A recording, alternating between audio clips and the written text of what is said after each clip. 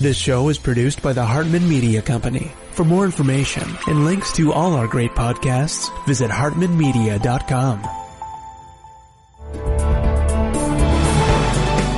Welcome to the AIPIS show for accredited income property investment specialists and those who aspire to be.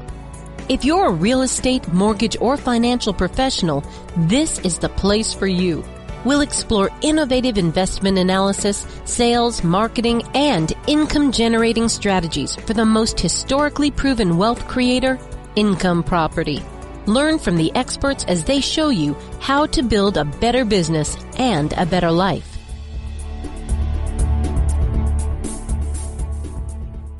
Welcome to the show. This is Jason Hartman, your host, and every 10th episode, we do something kind of special, kind of different. What we do is we go off topic. So regardless of which show it is on the Hartman Media Network, whether it be one of the financial shows, economics, real estate investing, travel, longevity, all of the other topics that we have, every 10th episode, we go off topic and we explore something of general interest, something of general life success value. And so many of our listeners around the world in 164 countries have absolutely loved our 10th episode shows. So that's what we're going to do today. And let's go ahead and get to our guest with a special 10th episode show.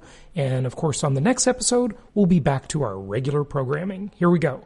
It's my pleasure to welcome back one of my favorite authors, and that is Dan Millman. I originally discovered his work in The Way of the Peaceful Warrior, a book that changes lives, a great book and a great movie, a very popular work, and you've probably heard of it. But he's the author of many books. In fact, he's coming up on his 18th book.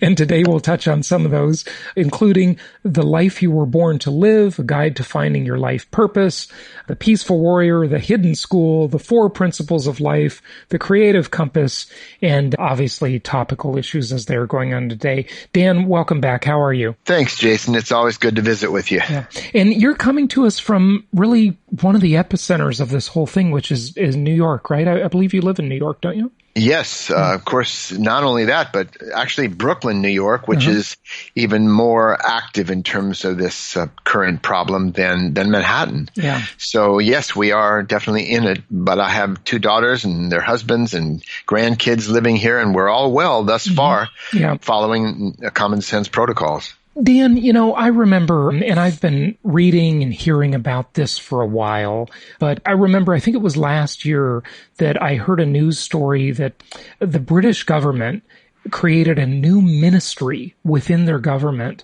to just address the loneliness problem. And technology, as much as it brings us together, it also separates us. And it's a strange world we're living in nowadays, current events notwithstanding, but you go out anywhere and people are seemingly together, but they're all looking at their phones. So I don't know if they're together or not. And I'll tell you an interesting experience I had. I was at a conference a few months back, and I stayed at a hotel that was in a very Amish community. And I went into a restaurant, this huge restaurant with hundreds of people, and I only saw, as I walked through the restaurant, Dan, I only saw one person looking at their phone. Because it was an Amish restaurant, right? Right. And they don't really engage in technology very much. And I asked my Amish waitress about it, and she told me she has a smartphone, and it was an Android phone, and she uses it and so forth. And I just kind of asked her about all that, and it seemed like people were actually carrying on conversations. What a novel idea at the restaurant, right? And yes. And now that we have this pandemic, I mean, this is just isolating. I mean, isolation, social distancing, those are the buzzwords of our time now. What are people going to do? How is this going to affect us in the longer term? Well, I have a couple of comments that hopefully people maybe haven't heard yet about this whole topic. Well, you mentioned just being in that mostly Amish restaurant and how it was different. It reminds me of my friend Swami Beyondananda. He's sort of a New Age comedian, and he said he went to a breatharian restaurant. And these are people who don't eat food at all, right. This in the joke. And I don't think that works very well, by the way, but go ahead. No, he said, of course there was no food, but the atmosphere was wonderful. Mm-hmm. Yeah. So I'm just relating to your topic, how, sure. Different restaurants, different populations behave differently. But there's something, a much bigger picture here. Let me share a story with you before I get to my major point. When I was a professor at Oberlin College in Ohio, in the physical education department, one of my colleagues, fellow teachers in that department, was named Tommy Smith. Now, many people remember Tommy Smith, even if they don't remember the name right away. In the 1968 Olympics, he was the Olympic champion in the 400 meters. And he was a black athlete, and he and John Carlos were the two people in that iconic photo from the 1968 Olympics where they were on the victory stand, raising their arm, their fist, a gloved fist over their heads. Do you remember that image? I don't. Well, I think perhaps people in the younger generation may not, but it's really an iconic image. It's almost like the people sticking the flag up at Iwo Jima and so on. Right. And the reason I mentioned Tommy is he grew up in an extremely impoverished environment. And one day I was doing this yoga thing way back when, in the mid-70s, and we were doing a 7-day fast. So we weren't eating for 7 days, just on water. And I mentioned that just in passing to Tommy, that I wasn't eating for 7 days. And he looked at me completely puzzled and said, Dan, why would anybody not want to not eat on purpose? Because for him, it was not a thing you do voluntarily. They didn't have enough to eat. So he couldn't understand why I would volunteer not to eat for 7 days. It was foreign to him. Now, you might wonder, well, where is Dan going with this? What does it have to do with loneliness? It has everything to do with it, because Tommy was pointing out there's a huge psychological difference between not being able to eat because there's no food and choosing not to eat. And in fact, we see people in prisons who are involuntarily isolated from other people. In the same way, they call it solitary confinement. And they say it's one of the most cruel punishments, because we have basic needs as human beings that we don't notice until we don't get to fulfill them. So, most people don't think about the need to eat that much because they have enough to eat. But when they don't, then they think about it and they realize how much it's a need. How about air? Hold your breath for a while until it becomes uncomfortable. We don't think about it. We take it for granted, breathing, until we can't for whatever reason or have difficulty with it. So it's a huge difference. Joan Baez, the folk singer, once said, I'm not for voluntary poverty. I'm against involuntary poverty. Mm-hmm.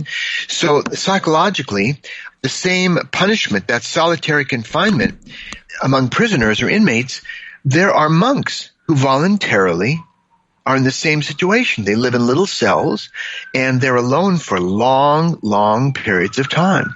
But the difference again psychologically is one is voluntary, one is involuntary. Okay, so what does that mean to us? What we call loneliness, mm-hmm. What does that mean? We could call it solitude. We could call it peace and quiet. It's something that we begin to appreciate being with people. So most of us, it's like, oh man, all these people on the street, it's crowded under normal circumstances. But now we start to appreciate. You may have found yourself, I don't know what it's like right in your immediate area, but in Brooklyn, you see a lot of people on the streets normally. And now there are actually people saying hello to one another through their masks, where that doesn't happen. That literally, New Yorkers are known for not saying hi to people because we're overwhelmed with people normally. So I think that the plus side of this idea we call loneliness is it's going to help us appreciate the joy of being with other people and crowds and so on. They're taking it for granted. That was a roundabout response, but I think it was to make a point, just talking about loneliness and, oh yes, it's too bad people are feeling lonely. Mm-hmm. But they are also appreciating the connection with other people. Dan, so certainly I agree. We appreciate things more when we don't have them. When we, for you, the blind who once could see the bell tolls for the great Rush song, by the way. But it's also a lesson in life, right? And so we appreciate that stuff, and that's important. My question is, though, what do we do about it? Or is this something we need to fix, or is it something we need to adjust too, I guess. Well, there is another principle that constraints breed creativity. Mm-hmm. For example, anybody can sit down and write a prose poem. Mm-hmm. They can just write some nice words and maybe they rhyme. But if they're given the assignment to write a haiku poem, the Japanese poetry, mm-hmm. that has to be done in 3 lines with 5 syllables in the first line, 7 syllables in the second, and 5 in the third, that is constrained and that brings out our creativity. Mm-hmm. So writing a haiku absolutely is going to stimulate that. And so when you say, what do we do about people feeling lonely? People are already doing things about it. Mm-hmm. They're doing their very best to connect with people, as you say, through whether it's phones or screens. It's become, can you imagine what it would have been like if we didn't have the internet? Right. And this pandemic had started. Sure. I can't. I personally don't. It would be a nightmare. Yeah. But people are connecting. Right. They're connecting as best they can out the windows, yelling for, at 7 p.m. for the health workers and first responders. People are connecting with old friends. By text. Have you found yourself doing this? Text messages and even more than normal. Right. Just to check in with relatives. So I think we are doing things about it in response to that felt need to connect with other people. Okay, so just to back up a little bit before the pandemic, right? I'd already been studying this issue. I've been pretty interested in this issue because I think it is a really pressing global problem. And before current events, I remember listening to a news story where a woman, an older woman, was talking about how sometimes she just goes to the store because she doesn't need to buy anything. She just wants to talk to someone. She just wants to talk to the clerk. And I was so sad when I heard that. I mean, that's terrible. So this is a problem that's much bigger than current events, although I think current events have exacerbated it for sure. Anything you can speak to. And with that comes a sense of anxiety too. So maybe you want to blend that into the conversation. And maybe it can't be fixed. Maybe it's just something that needs to be managed. And certainly all the technology that you mentioned, yes, people are using that and that's great. But, that doesn't completely solve the problem, does it? Well, look, life is a series of problems that we have to solve. Mm-hmm. I mean, that's what comes up. It's daily life. It's a form of spiritual weight training. Right. If you don't lift any weights, you don't get stronger. Mm-hmm. I like that. And lessons emerge from these. Any difficulty, whenever there's an emotional charge, there's a lesson to be learned. And so when we're facing these constraints, this situation, which is pretty much unprecedented in most of our lifetimes, there are many lessons that emerge. The analogy I draw is with athletes. Mm-hmm. People who are skilled athletes. I've never seen a single skilled athlete, coordinated, fast, quick, with balance and rhythm and timing. I've never seen anyone who we would call dumb. That whole stereotype about dumb jocks. Mm-hmm. Actually, athletes have smart nervous systems. That's why they train. Right. And so they may not be academically motivated, all of them, in the traditional sense, but they are not dumb. Right. People who are coordinated. So because the nervous system's connected up through the brainstem to the brain. Mm-hmm. And so in the same way, but athletes learn lessons about life. They learn spiritual or universal laws through their training. The law of process, how we get results through step-by-step learning. Athletes learn that you can't control the outcomes, but you can control your efforts. And by making a good effort, you increase the odds of getting the outcome you want. Athletes know this at the cell level. They wouldn't recite it necessarily. The point is they learn about the present moment, the law of presence. Athletes who are involved in play and performance and competition aren't thinking about what they're going to do tomorrow. They are focused on the present moment, that pure awareness. So the point is they learn all these lessons, and yet they don't know they're learning the lessons. Mm-hmm. Because they're so focused on the external rewards, the games, the winning, the losing, the points, the times. So they don't know they're learning it. And we're in exactly the same position right now. We are learning lessons every day about ourselves, about our politicians, about the state of the world, about medical readiness, not just the obvious ones in the struggles we've had to keep up with masks and hand sanitizer. And those are the obvious big lessons. But there are so many emerging about ourselves, about our families, people who are 2 or 3 kids, and they're doing homeschooling. So they're learning about themselves, talk about it, leap in self-knowledge. So much will come out of this, just like it does for athletes, but we may have to reflect on it for years when we realize all that we've learned and changed. So I think this is Well, there's an old Serbian proverb. Two men looked out of prison bars. One saw mud and the other saw stars. Now, both mud and stars exist. We can't ignore them.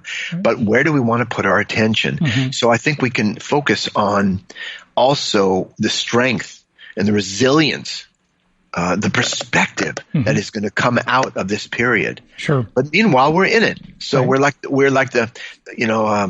there are three mysteries in this world: air to the birds, water to the fish, and humanity to itself. Yeah. Because we're immersed in the moment. The context of our lives, it drives so much, yet we don't necessarily notice it. And that more appropriately, maybe the context of our mind, our mindset, right? It determines so many things. And that's a great point. So, there's this concept in economics called hedonic adjustments. And they use that to manipulate, some would say, and I would too, the consumer price index and to hide inflation that's really there. And they say, well, the new computer you got or the new car you got is so much better than the old one. Even though you paid $3,000 for that new computer, it's twice as good as the last one. So in real dollars, it was really only $1,500, right? Like there's this adjustment. But the reason I bring that up, Dan, is not to talk about economics, but to talk about our mindset and the context in which we live and our expectations. Because we as humans hedonically adjust. And hedonics is just obviously the root word is hedonism, right? Pleasure seeking. Like how much pleasure do we get out of a thing? So you mentioned spiritual weightlifting, and I really liked that point. So that's sort of an adjustment. Like you talked about the athletes that are sort of, you didn't say this, but I would say it, in the zone, right? And they're just doing their thing, and their muscle memory is learning things, right? Their nervous system is just automatically learning things, sort of even without trying. Well, what are we learning now? Are we spiritually weightlifting now if we're stuck at home with no one around us? And, people are in very different environments around the world. Some people are in little shacks. Some people are in crowded places. Some people are with big families. It's all different for everybody. Oh, it is. And that's important to keep in mind. We tend to think the whole world is like in our situation, but it's for the homeless, for example, what that's like. Yeah.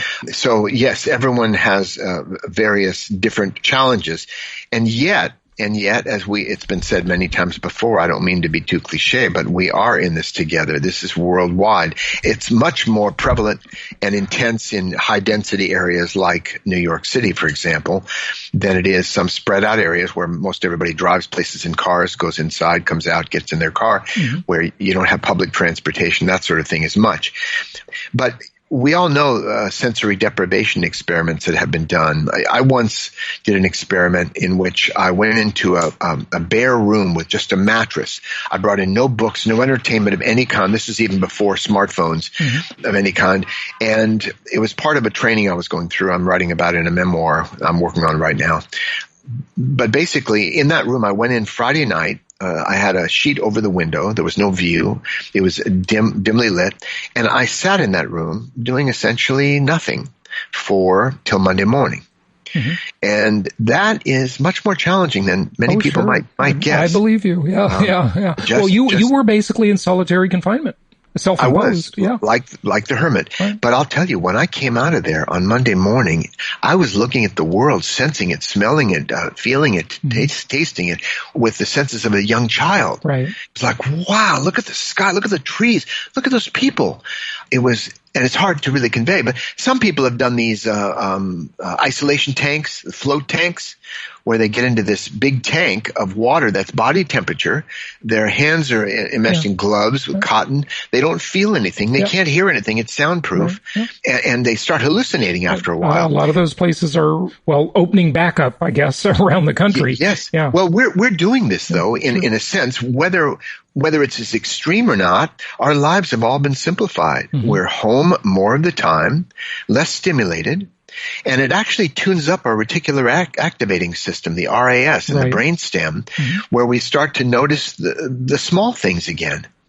And in terms of perspective, we're realizing that a lot of the things we thought were so important are small stuff. Mm-hmm. And this is big stuff right now. Our health. Yeah. Being able to just go to a store. Right. I mean, the other day I remarked to my wife, I am home writing myself, working on the book a lot, but I went out to get some toothpaste, and that was the biggest event of my whole day. Mm-hmm. Yep. So again, you have a different sense of perspective. That's like the lonely old lady in that news story I was talking about. She just so she could have a tiny little conversation with a clerk that made her feel better. I mean, exactly. I mean, many elders just going to the doctor is their big event of the week. Right. And so sometimes they invent small pains, aches, whatever. Not always, of course, but just to go to the doctor and talk to them. That's what hypochondriacs do. It's an attention getting mechanism, right? Yeah. But there may be other motives. Just lonely again. Sure. To talk to someone and have them give you their attention and caring. So there are so many related topics, but we're learning these lessons today. There's an old proverb, the God comforts the disturbed and disturbs the comfortable. Mm-hmm. And sometimes we turn to belief and religion and faith when our foundations are shaking, only to realize it's spirit who's shaking them. So we're all being shaken up, and I'm pointing up right now. Mm-hmm. We're being shaken upward. And we will eventually get past this, and not entirely even, but hopefully if we get a vaccine in the next year or so, if we're lucky, then we can treat this as just one of those things like the flu, because we'll have a vaccination, we might have treatments. But right now, humanity is going through a transformation, and no one promised it would always be pleasant. So some people are using this time in creative ways. Some are using it to become better people. Some are studying. There are people that did sort of menial jobs before that are learning how to do computer programming now, and taking all these courses online and just bettering themselves, and that's great. And they're exercising. They're doing all the good things, right, that really in the long term make us all better and feel better. And others, sadly, are eating potato chips, drinking beer, and sitting on the sofa watching TV all day. Yes. How can we best use this time? And not just how can we best use it, because I think most people actually know the answer to that question, even if they're not practicing it. But how do we get ourselves to use this time well? Maybe is the better question.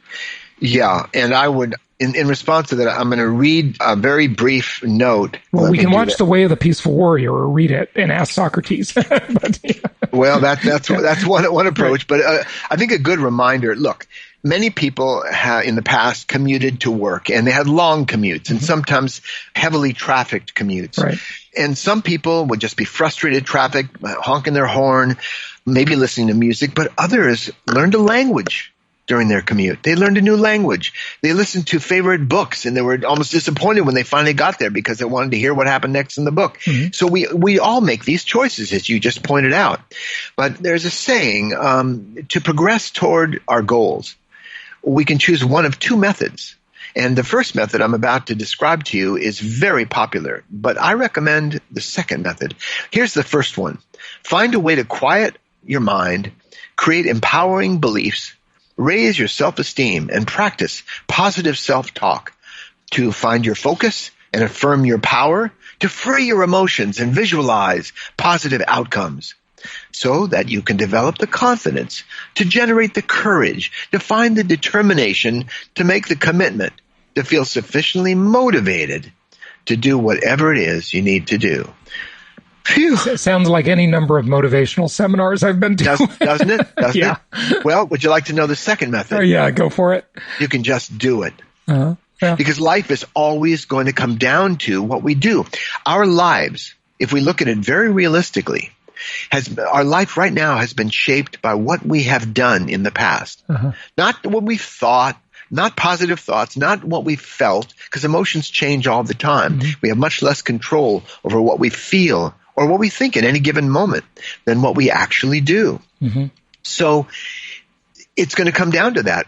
Now, it's not as if we have to make every moment count. That's crazy making. Mm-hmm. There are times we need to kick back, take a nap, watch a video, relax, chill out, space out. But other times it's like, what is my goal? Mm-hmm. You know, there was a Japanese psychiatrist once who had 3 really good bits of advice. He said, first, accept whatever thoughts and feelings you have as natural to you in that moment. Whether they're positive or negative, they're natural to you in the moment. Accept them. You don't have to fix them, change them, run from them, deny them. Just accept them. They're there. As in meditation, just notice them. The second thing is, what is your purpose? What do you want to get done? And the third is, do whatever you need to get that, in line with your purpose. Not in line with some philosophy, but in line with what do you want to get done. So when people are day by day, they're home most of the time, what do they want to get done? Is it cleaning the house? Is it doing the dishes? Is it organizing? Is it writing a book? Writing some music? Doing some creative endeavor? Painting a picture? Drawing something? Anybody with a pencil and paper can become an artist. Just draw. So there are different ways to pass our time. And the question really becomes this, and it might be a good one to kind of wind down on, which is, what do I want to look back on 5 years or 10 years from now? How did I treat this period? Mm-hmm. What use did I make of it? Because as we all know, we can't control, life comes at us in waves of change. I've been saying this for decades, but now it's really hitting home. We can't control or predict those waves, but we can learn to surf them. Mm-hmm. Yeah. And make the best use of them. Yeah, good stuff. Dan, give out your website. Website, for those who are curious, is peacefulwarrior.com. Dan Millman, thanks again for joining us. My pleasure, Jason.